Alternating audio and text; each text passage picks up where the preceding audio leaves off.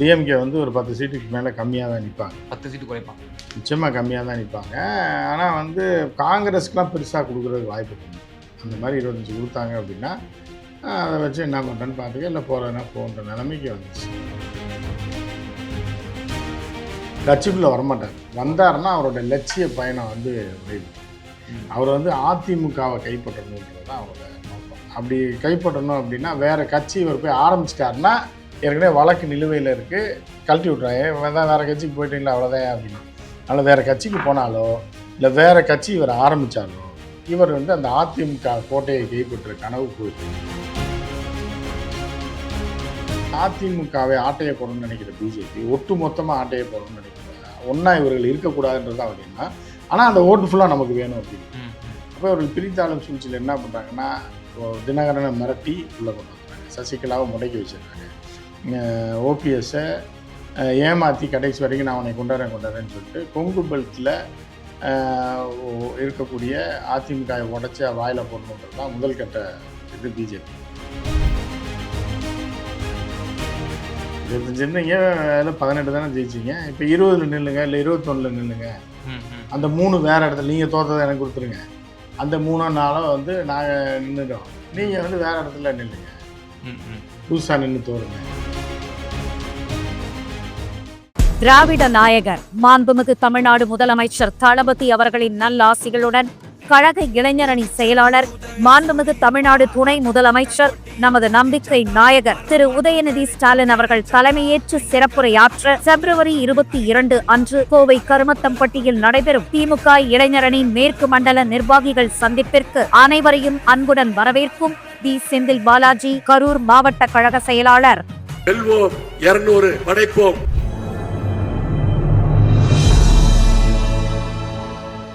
Tamil news நேயர்களுக்கு அன்பு வணக்கம். இன்றைய சிறப்பு நேர்காணலில் நம்மோடு இருப்பவர் மூத்த பத்திரிகையாளர் திரு முகமது சார். சார் வணக்கம். வணக்கம் பிரதர். சார், திமுக கூட்டணி மேலும் விரிவடைந்திருக்கிறது. ஏற்கனவே சொன்னாங்க ரொம்பவே ஃப்ளெட்ஜாக இருக்குது, ஃபுல்லாக இருக்குது, அங்கே ஃபுட்பால் அடிக்கக்கூடிய நிலைமை தான் இருக்குது அப்படின்னு சொல்லி இப்போ தேமுதிக ஒரு வரவு.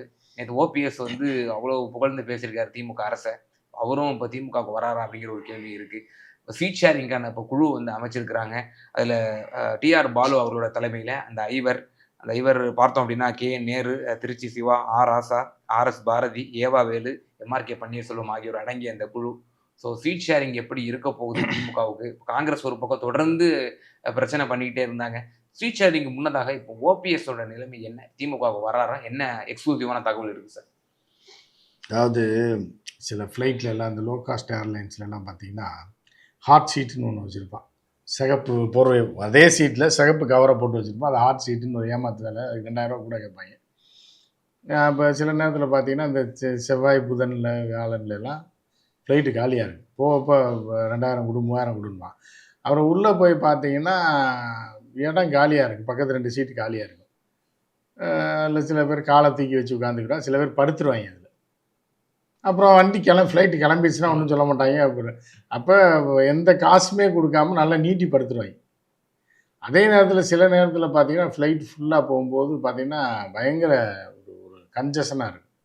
அந்த மாதிரி தான். ஆனால் வந்து திமுகன்ற அந்த ஃப்ளைட்டில் வந்து நல்ல சொகுசாக கால் நீட்டி காங்கிரஸ் படுத்துருந்துச்சு, டிக்கெட்டே எடுக்காமல். அது ஒரு சீட்டு ஒரு டிக்கெட் தான் எடுத்திருக்கு, இருந்தாலும் கால் நீட்டினதை அப்படியே படுத்து தூங்கிச்சு. சரியும் அதுவும் சரின்னு போகணும்னு பார்த்தா இப்போ என்ன பண்ணுது அப்படின்னா, அடுத்த நடுவில் காலை நீட்டி இந்த சீட்லேருந்து இப்படி கேப் இருக்குல்ல, ஏர் ஹோஸ்டர்ஸ்லாம் நடந்து போகிற கேப், அதை தாண்டி சில பேர் காலை வச்சு படுத்துடுவாங்க. அப்புறம் தட்டி விட்டு காலை எடுக்க சொல்லுவாங்க. ஸோ அந்த மாதிரி காலை நீட்டி அடுத்த சீட் வரைக்கும் கால் நீட்டி படுக்கணும்னு ஆசைப்பட்டு. அப்போ என்ன சொன்னாங்க, போகிற வர பாதைக்கு இடைஞ்சலாக இருக்கும், உன் லெவல் ஒரு சீட்டு தான் உனக்கு, அதில் 2 சீட்டில் நீ படுத்துருக்கதே காலை குறுக்கி படுத்தினா கூட பரவாயில்ல, போய் தொலைன்னு விட்டுலாம். நீ காலை நீட்டி அடுத்த சைடு வரைக்கும் நீட்டி படுத்தேன்னா போகிற வரவங்களுக்கு இடைஞ்சலாக இருக்கும். அப்புறம் மிதிச்சுட்டு போயிட்டாங்க, தள்ளி விட்டு போயிட்டாங்கன்னா அப்புறம் பிரச்சனையாயிடும் அப்படின்னு. அந்த மாதிரி தான் இருந்துச்சு. இப்போ சில நேரத்தில் பஸ்ஸில் பார்த்தீங்கன்னா கூட ஃபுல்லாக இருக்கும் பஸ்ஸு. அப்படி கூர்ந்து பார்த்தீங்கன்னா நடுவில் ஏதாவது 1-2 சீட் அங்கங்கே காலியாக இருக்கும். அந்த மாதிரி தான் திமுக இருந்துச்சு. அந்த இடங்களை பார்த்து கரெக்டாக வந்து தேமுதிக அந்த ஒரு இடம் இருக்க, இந்த அங்கே ஒரு இடம் இருக்குது அப்படின்னு சொல்லி வந்து உட்காந்துட்டாங்க. ஸோ அதனால் காலியாக இருந்துச்சோ இல்லை ஃபுல்லாகிடுச்சுன்னு சொல்ல முடியாது. ஃபுட்பால் அடிக்கிற அளவு இல்லை, உள்ளே பார்த்தீங்கன்னா சீட் இருக்கும். ஸோ அந்த மாதிரி உள்ள இந்த சீட்டில் வந்து 2 பேர் உட்காந்துட்டாங்க.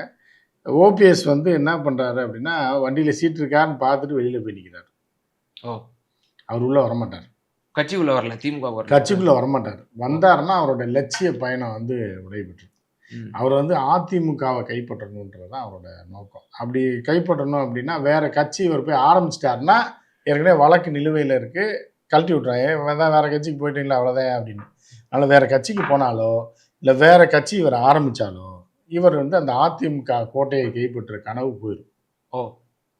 அதனால தான் இவர் வெளியில இருந்து கேம் ஆடிட்டு இருக்காரு. பிஜேபிகிட்ட போய் குஜராத்தில் வீடு பார்த்தாருந்தான்னு சொன்னாங்க, வேலைக்காரிலாம் போட்டு சமையல் பண்ணி அப்படியே அமித்ஷா சனிக்கிழமை வீட்டுக்கு வந்து தானே ஆகணும்னு.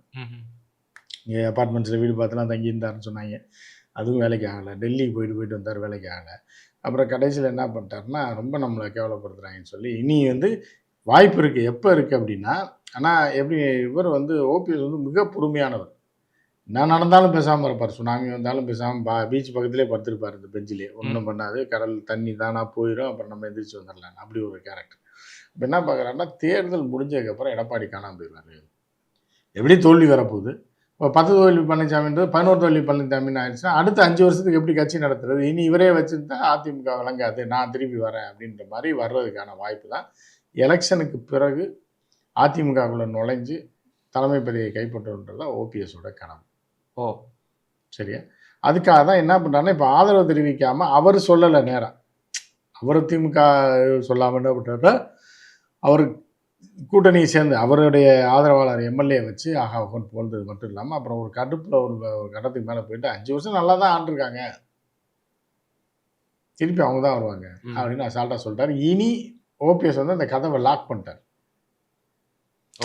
திமுக ஆதரவுன்ற நிலப்பாடை எடுத்துட்டார். இனி அவர் போய் அதிமுகவில் சேர்ந்தால் இது பண்ணி மாற்றி இதெல்லாம் பேச முடியாது. ஸோ அந்த ஒரு பொறுமையின் உச்சத்துக்கு எல்லைக்கு போய் தான் இந்த ஓப்பன் டாக்க விட்டுருக்காரு. இதை திமுக நல்லாட்சி செஞ்சிருக்கு அப்படின்றாரு. ஸோ அப்போ என்ன ஆகுது அப்படின்னா இந்த முக்குளத்தோர் ஓட்டு வந்து ஒரு மாதிரியாக இருக்காது. இப்போ நீங்கள் முக்குளத்தோருக்கு பார்த்தீங்க அப்படின்னா ஓப்பனாக சொன்னோம்னா எந்த தலைவருமே கிடையாது. இப்போ வந்து பட்டியலினத்துக்கு பார்த்தீங்கன்னா திருமாவளவன் ஒரு பெரும் தலைவராக உருவெடுத்தார் ஒரு சமூகத்திற்கு. அப்புறம் இன்னொரு பக்கம் தென் மாவட்டத்தில் இருக்கக்கூடிய சமூகங்கள் வந்து பல்லர் சமூகம். இந்த பல்லர் சமூகத்துக்கு வந்து பார்த்திங்கன்னா சரியான கட்சியோ தலைமையோ இல்லை, அது பிரிஞ்சு இருக்கு. எங்கள் அண்ணன் ஜேபி ஒரு பக்கம் இருக்கார், அவர் ஒரு பக்கம் இருக்கார், இந்த பக்கம் பார்த்தா அண்ணன் திருமாவளவன் நார்த்து ஃபுல்லாக பிடிச்சி வச்சுருக்காரு. அதே மாதிரி நீங்கள் வன்னிய மக்கள் எடுத்துட்டிங்கனாலும் ஐயா ராமதாஸ் இருந்தார். இப்போ அது அவர்களுக்குள்ளே உடஞ்சி போச்சு, அது வேறு விஷயம். இருந்தாலும் அது ரெண்டை கூட்டு வச்சு குழம்பு வச்சுருவாங்க, அது ஒரு பக்கம். அப்போ முக்குளத்தோர் இன மக்கள் இருக்காங்களே தென் மாவட்டத்தில் இருக்கக்கூடிய நம் சொந்தங்கள் வந்து என்ன பண்ணுறாங்கன்னா அவர்களுக்கு ஒரு தலைமையே கிடையாது. ஏன்னா ஒரு தலைமையின் அவர்களோட நேச்சரே என்னென்னா ஒரு தலைமையின் கீழே இறங்கி வர மாட்டாங்க. ஒரு கட்சி இருக்கும், டக்குன்னு அதை உடச்சி நான் தான் தலைவன் போயிடுவாங்க. ஸோ அவர்களை ஓரளவுக்கு ஒருங்கிணைச்சு வச்சது சசிகலா அதிமுக ஆட்சியில் இருக்கும்போது ஓரளவுக்கு நம்ம ஆள் அப்படின்னா. ஆனால் இந்த இங்கே வந்து பிரமலை கல்லர்கள்னு ஒரு பிரிவு இருக்கு இல்லையா, அவர்களுக்கும் இதில் வந்து தஞ்சை மாவட்டத்தில் இருக்கக்கூடியவர்களுக்கும் ரெண்டுமே ஒரே இதுதான். இருந்தாலும் அவர்களுடைய கேரக்டர் ஒரு மாதிரி இருக்கும், இவர்களுடைய நேச்சர் ஒரு மாதிரி இருக்கும். சரியா, அப்படி இருக்கக்கூடிய பட்சத்தில் தென் மாவட்டத்தில் இருக்கக்கூடிய தேவர் இன மக்கள், அதே மாதிரி சேர்வார்கள், எங்கள் ஊர்லலாம் பார்த்திங்கன்னா மானாமதுரை அந்த சைட்லலாம் சேர்வார்கள் அதிகமாக, சேர்வார்கள் இதெல்லாம் முக்குளத்தோர் சார். ஸோ இப்போ இவர்களுடைய ஓட்டெல்லாம் வந்து இப்போ பிரிய ஆரம்பிக்கும். இப்போ என்னென்னா ஓபிஎஸ் வந்து தென் மாவட்டத்தை நம்ம மதுரை மாவட்டத்தை சேர்ந்தவர், தேனி பகுதியை சேர்ந்தவர். அந்த பகுதியில் ராம்நாடு பகுதியில் இருக்கிறவர்கள் எல்லாம் வந்து தினகரனை ஆதரிப்பார்களா அப்படின்னு பார்த்தீங்கன்னா தினகரனா ஓபிஎஸ்ஸான்னு பார்த்தோன்னா ஓபிஎஸ் பக்கம் தான் நிற்பாங்க. ஏன்னா தனிப்பட்ட முறையில் நின்று ஓபிஎஸ் எவ்வளோ ஓட்டு வாங்கினார் நீங்கள் பார்த்துருப்பீங்க. ஸோ அந்த ஒரு அடிப்படையில் பார்த்தீங்கன்னா அவர்களுக்கு வாக்குகள் விழுகிறதுக்கு வாய்ப்பு இருக்குது. ஸோ இப்போ அவர் உடைக்கும் போது என்ன ஆகுதுன்னா அதிமுகவை ஆட்டையை போடணும்னு நினைக்கிற பிஜேபி ஒட்டு மொத்தமாக ஆட்டையை போடணும்னு நினைக்கிறாங்க. ஒன்றா இவர்கள் இருக்கக்கூடாதுன்றது அப்படின்னா, ஆனால் அந்த ஓட்டு ஃபுல்லாக நமக்கு வேணும் அப்படின்றது. அப்போ இவர்கள் பிரித்தாளும் சூழ்ச்சியில் என்ன பண்ணுறாங்கன்னா தினகரனை மிரட்டி உள்ளே கொண்டு வந்துடுறாங்க, சசிகலாவை முடக்கி வச்சிடுறாங்க, ஓபிஎஸ்ஸை ஏமாற்றி கடைசி வரைக்கும் நான் அவனை கொண்டாடுறேன்னு சொல்லிட்டு கொங்கு பெல்ட்டில் இருக்கக்கூடிய அதிமுகவை உடச்சி வாயில் போடணுன்றது தான் முதல் கட்ட இது பிஜேபி. அதுக்கப்புறம் தான் தமிழ்நாடு பூரா ஆட்டையை போடுறது. ஸோ அப்படி இருக்கும்போது என்ன ஆகுது அப்படின்னு பார்த்தீங்கன்னா கொங்கு பெல்ட்டில் அதிமுக ஸ்ட்ராங்காக இருக்குது. அப்போ அவர்களை உடைத்து கொண்டு போனோம்னா அந்த இதை ஆட்டையை போட முடியாது. அதனால் அவர்களை சேர்த்து கொண்டு அவர்களை அழிப்பது தான் முதல் கட்ட பணி. முதல்ல வந்து கொங்கு மண்டலத்தை ஆட்டையை போடணுன்றனால ஸோ அதுக்கப்புறம் தான் ஓவரால் ஆட்டையை போடுவாங்க. ஸோ அப்படி இருக்கும்போது ஓபிஎஸ்ஸை நம்ப வச்சு ஏமாற்றிட்டாங்க. ஒரு மேலே கொண்டுறேன்னு சொல்லிட்டு அதுக்கு தகுந்த மாதிரி கேமை இபிஎஸ் ஆடினதுனால என்ன ஆயிடுச்சு அப்படின்னா, இபிஎஸ்ஸை கலட்டி விட்டு அப்படின்னா சிந்தலை ஆயிடும். இன்னும் இதாக ஆகாது அப்படின்றதுனால இந்த முறை இவர்கள் ஆட்டை போடுவோம், அடுத்த முறை தென் மாவட்டத்தை ஆட்டை போடுவோன்றது அவங்க பிளான். அதனால ஓபிஎஸ்க்கு எந்த பலனும் கிடையாதுனால ஓபிஎஸ் பார்த்தாரு, எனக்கு தலைமை பதவி நீங்கள் கொடுக்கல அப்படின்னா என்னை உள்ளே கொண்டு வரேன்னு சொல்லி தான் நீங்கள் வச்சுருந்தீங்க, இன்னும் அதை செய்யலை அப்படிங்கும்போது அவர் பொறுமையாக காத்துக்கிட்டே இருந்தார், போகலான்னு. ஆனால் ஓபிஎஸ்ஸை மட்டும் சேர்க்கவே முடியாண்டார். ஏன்னா இந்த வழக்கு நிலுவையில் இருக்குது, எந்த நேரம் வேணாலும் பிஜேபி கேம் ஆடலாம். ஓபிஎஸ்ஸை கையில் எடுத்து அவர் கையில் கட்சியை கொடுத்து எலெக்ஷன் கமிஷனில் ரெட்டலை எப்படி இவர் கையில் கொடுத்துடலாம். அதனால் அவரை கட்சிக்குள்ளே சேர்க்க மாட்டோம், நீக்கினது தான் இத்தனை வருஷம் ஆச்சு அப்படின்னு சொல்லி அவர் ஒரே பிடிவாதமாக இருக்கனால ஓபிஎஸ் பார்த்தாரு, உங்களுக்கு நான் மொத்தமாக படிக்கிறேன். முக்குளத்தோர் ஓட்டு வந்து ஒரு 100 ஓட்டு இருக்குன்னு வைங்களேன், 100 ஓட்டு இப்போ 3ஆக பிரிஞ்சிடும். சசிகலா அம்மையார் ஒரு கட்சி ஆரம்பிச்சாங்கன்னா அவங்க பக்கம் ஒரு பெர்சன்டேஜ், தினகரனுக்கு ஒரு பெர்சன்டேஜ் போகும், ஓபிஎஸ்க்கு ஒரு பெர்சன்டேஜ் போகும். அப்புறம் திமுக கட்சி வாரியாக போடுறவங்க 100 ஓட்டில் ஒரு 50 ஓட்டு வந்து கட்சி வாரியாக விழுந்துடும். ஓகே, ஒரு 5 பேர் தேமுதிகவுக்கு போடுவான், ஒரு 25 பேர் டிஎம்கேக்கு போடுவான், ஒரு 5 பேர் காங்கிரஸ், இப்படி பிரிஞ்சு போகுது இல்லையா. மீதி 50 தான் இவங்க பிரிச்சுக்கணும், சசிகலா, தினகரன், இவர். இப்போ இதில் வந்து அதையும் 3ஆக உடைச்சிருவாங்க. உடைக்கும் போது என்னன்னா அதில் ஒரு பகுதியும் திமுகவுக்கு வரதுக்கு வாய்ப்பு, ஒரு சொற்ப பகுதின்னு வச்சுக்கல. இப்போ நீங்கள் சொல்லக்கூடிய கருத்து இப்படி நான் உள்வாங்கிக்கவா? இப்போ அவர் ஒரு தனியாக ஒரு இயக்கம், இப்போ ஒரு வந்து தன்னுடைய இந்த மீட்பு குழுவை வந்து கழகமாக மாற்றிருக்காரு. அந்த இயக்கத்தில் ஒரு சுயேட்சையாக வந்து இந்த முறை ஒரு 3-4 சீட்டை வாங்கி டிஎம்கே சார்பில் அவர் உதயசூரியனில் நிற்காம ஒரு சுயேட்சை கேண்டிடேட்டாக எப்படி கடந்த முறை ராமநாதபுரத்தில் நின்ற மாதிரி இந்த முறையும் அவர் வந்து டிஎம்கே சீட்டை வாங்கி நிற்பார். பிறகு சட்டமன்ற தேர்தலில் அஇஅதிமுக ஒரு பெரிய தோல்விக்கு பிறகு அவர் அந்த வழக்கை வச்சு ஒரு கேம் ஆடுவார் அப்படின்ற அதுதான் பிளான். அந்த பிளான் படி இந்த எலெக்ஷன் முடிஞ்சதுக்கப்புறம் எடப்பாடி எப்படியும் வெளியேற்றிடலான்ற ஒரு ஸ்ட்ராங்கான நம்பிக்கையில் யார் இருக்கா, ஓபிஎஸ். அதனால் ஓபிஎஸ் மீண்டும் வந்து அதிமுக கைப்பற்றி கடைசியில் எல்லா பழைய படத்துலையும் தாலி கட்டுற மாதிரி ஒரு சீன் போட்டு சுபம்னு முடிப்பாங்க, அந்த மாதிரி முடிக்கணும்னு அவர் எதிர்பார்க்குறாரு. சார், இப்போ டிஎம்கே சீட் ஷேரிங் இப்போ இந்த முறை பெரிய பஞ்சாயத்து இருக்கும். ஏன்னா புதிய கட்சியெல்லாம் வந்து நீங்கள் வர வச்சிருக்கீங்க. இன்னும் சொல்லப்போனால் தேமுதிக உள்ளே கொண்டு வந்ததே காங்கிரஸுக்கு செக் வைக்க தான் அப்படின்ற மாதிரிலாம் சொல்கிறாங்க. காங்கிரஸுக்கு இப்போ இந்த வாட்டி எத்தனை சீட்டு கொடுப்பாங்க? இப்போ நீங்கள்லாம் சொன்னீங்க பீகார்லலாம் ஃப்ரெண்ட்லி ஃபைட் வந்துடுச்சு, அங்கேயே இவ்வளோ பிரச்சனை பண்ணாங்க, ஒழுங்காக இருந்த ஆர்ஜேடியை பாழாக்கிட்டாங்க அப்படின்ட்டு. இங்கேயும் திமுகவை வந்து கடுமையான விமர்சனம், ட்வீட்டு போடாதீங்க அப்படின்னு சொல்லி முதல் தடவை சொன்னாங்க. பிறகும் இங்கே சென்னைக்கு வந்தும் தேசிய பொதுச் செயலாளர் வேணுகோபால் சொல்லிட்டு போனார். அப்படி இருந்தும் அப்பப்போ சீன்ற மாதிரி மாணிக்கம் தாக்கூர்லாம் போட்டுட்டு தான் இருக்கிறாங்க. இப்போ இதெல்லாம் திமுக தலைவர் மாணிக்கம் தாக்கூர் ஒரு முடிவுக்கு வந்துட்டார். ஆனால் எப்படின்னா இன்னும் 4 வருஷம் இருக்குது, நம்மளை ஒன்றும் அசைக்க முடியாது, சரியா? அதுக்கப்புறம் வர்றது அப்புறம் பார்த்துக்கலாம், மறந்துடுவாங்க, மக்கள் மறந்துடுவாங்க. அதனால் இன்னைக்கு உள்ளதை இன்னைக்கு பார்ப்போம் அப்படின்னு சொல்லி திமுக அடிக்க ஆரம்பிச்சார். அந்த டைமில் 4 வருஷம் கழிச்சு எப்படி இருக்குன்றது அப்புறம் பார்த்துக்கலாம். அதுக்குள்ளே காங்கிரஸை திமுக விட்டு உடச்சிட்டு கொண்டு போயிடலாம் அப்படின்ற. அப்போ அதுக்குள்ளே இந்த ரிசல்ட் வந்துடும், விஜய் நிலைமை என்னன்னு. அப்படி வரும்போது கடைசியில் நமக்கு பதவி போச்சுன்னா கூட அப்புறம் கடைசியில் சொல்லி ஏதாவது மேலே வெயில் அப்படின்னு வாங்கிடலாம் அப்படின்ற மாதிரியான முடிவில் இருக்காப்புல, சரியா? ஆனால் மாணிக்க தாக்கூரோடைய அரசியல் வாழ்க்கை முடிஞ்சு போச்சு தமிழ்நாட்டில் இந்த 4 வருஷத்தோட. அவரே சொல்றாரு, விருதுநகர்லாம் இனிமேல் நான் சீட்டு கேட்க மாட்டேன் அப்படின்ட்டு. அப்புறம் வேற எந்த ஊரில் கேட்பாரான் அவரு? அப்போ அரசியலை விட்டு ஒதுங்குறேன்னு சொல்லிட வேண்டியதானே. 4 எழுதி கொடுக்க சொல்லுங்க, இந்த 4 வருஷத்தோட அரசியலை விட்டு நான் ஒதுங்குறேன்.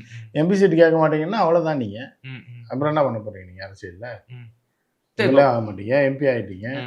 அப்புறம் வந்து என்ன, அவரோட டார்கெட் வந்து மாநில கட்சி தலைமையை கைப்பற்றணும், மாநில தலைவர் ஆகணும், அதுதான் அவருடைய டார்கெட்.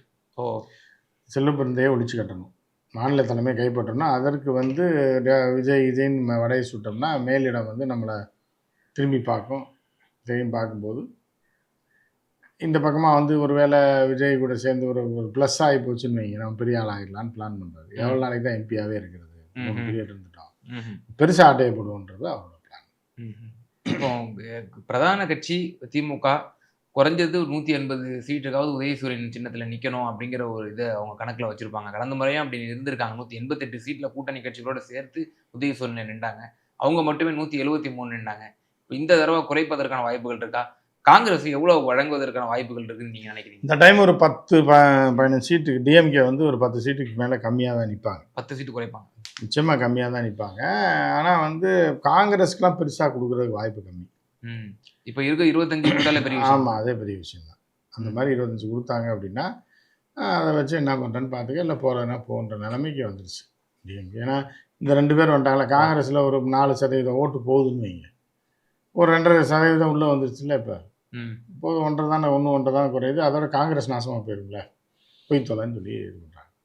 ஓ இல்லை, இன்னொரு கால்குலேஷன் சொல்லப்படுது. இப்போ கூட்டணி கட்சிகளுக்கு வந்து திமுக ஸ்ட்ராங்காக இருக்கக்கூடிய தொகுதிகளை வந்து அவங்களுக்கு கொடுத்து, ஏன்னா இப்போ அவங்கள ஜெயிக்க வைக்கணும், அது ரொம்ப முக்கியத்துவம் வாய்ந்தது. இப்போ புதிய கட்சிகள் வரவும் வந்திருக்கு. ஸோ நம்மளுடைய வின்னிங் ஸ்ட்ரைக் ரேட் இன்னும் கூடும்.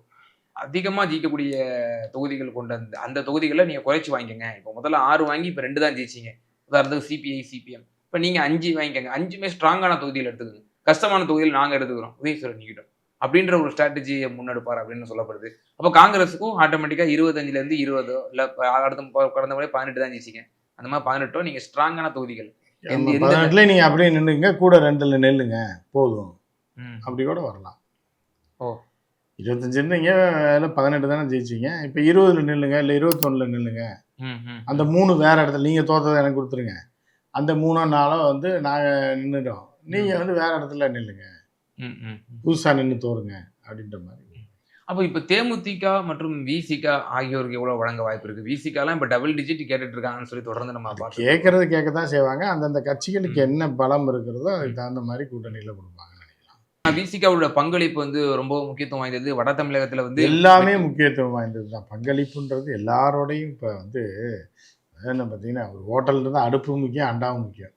புதுசாக அண்டா ஒரு பக்கமும் அடுப்பு ஒரு பக்கமும் இப்போ இது ஒரு கரண்டி ஒரு பக்கமும் பிடிக்கிட்டு போச்சுன்னா அவனுக்கு எல்லாம் தான் முக்கியம். பிரியாணிக்குன்றது கரண்டி வேணும், பாத்திரம் மட்டும் அடுப்பு மட்டும் இருந்தால் எப்படி கையை விட்டா கிண்டுவீங்க? எல்லாமே முக்கியம்தான். அதில் இந்த சூழ்நிலையில் யாருக்கு எது முக்கியமோ அது தகுந்த மாதிரி தருவாங்க. இப்போ தேமுதிக கடந்த முறை நீங்கள் சொன்னீங்க, அவங்க வந்து ஒரு கடுமையான வார்த்தை ஒரு விமர்சனம் பண்ணீங்க, ஓசியிலேயே அவங்க வந்து எம்பி ஆகணும் அப்படி, அதில் வந்து ரொம்பவே அவங்க வந்து ஆர்வம் காட்டுறாங்க அப்படின்ற மாதிரி. இப்போ வெளிப்படையா இன்னும் என்ன அவங்களுக்குள்ள அக்ரிமெண்ட்டுங்கிறது வந்து சொல்லலை. இல்லை சொல்லுவாங்க, சொல்லனாலும். ஆனால் ராஜ்யசபா உறுதியா அவங்களுக்கு? ராஜ்யசபா இல்லாமல் அந்த அம்மா போக மாட்டாங்கல்ல. ஓ அப்போ உறுதியும் தானே இருக்கும். ஓகே, அப்போ ஒரு ராஜ்யசபா அவர்களுக்கு வழங்கப்படும். எப்படி சார், விஜய பிரபாகரன் அவர்கள் ஆவாரா அல்லது எல்கே சுதீஷ்? இல்லை, லூசா பிடிச்சிருக்கு எல்கே சுதீஷ் கொடுக்குறது. எல்கே சுதீஷ் கூட சும்மா துணைக்கி வச்சிருக்கேன், அந்த அம்மா தம்பி கூட வரட்டும். அந்த எல்கே சுதீஷ்க்கு வந்து தோக்கிற இடத்துல ஒரு எம்எல்ஏ சீட் கொடுப்பாங்க, அவர் தோற்று போயிடாருங்கிட்டாரு. இப்போ கூட்டணியில் கொடுப்பாங்க, அவர் நிற்பார். இன்னும் ஜெயிச்சு வரணும்ல அவர். இந்த அம்மா அதுதான் பார்த்து தம்பியுடையான் படை கஞ்சான்றக்காக தான் தம்பியை கூட வச்சிருக்காப்புல, துணைக்கு வச்சிருக்காப்புல. விஜயபிரபாகரன் சின்ன பையன், எலெக்ஷன் நின்று கூட வெயிலில் அலைஞ்சு ஜெயிச்சிருவாப்புல. அடுத்த எலெக்ஷனில் பிரேமலதா எம்பி ஆகணுன்றது தான் அவங்களுக்கு.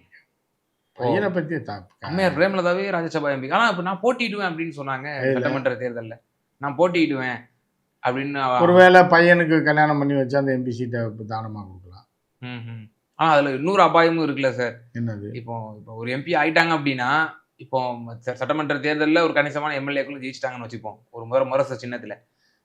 அப்புறம் திடீர்னு நாங்கள் வந்து பிஜேபிக்கு ஆதரவு தரோம் அப்படின்னு சொல்லி ஏதாவது ஒரு இணையமைச்சகம் அப்படியெல்லாம் சொல்ல முடியாது. இவன் இந்த அம்மாவுக்கு நான் இணையமைச்சர் கொடுக்குறதுக்கு யார் அங்கே உட்காந்துருக்காங்க?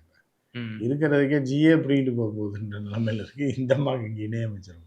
அதெல்லாம் இவர்களுடைய கற்பனை கனவுகள்.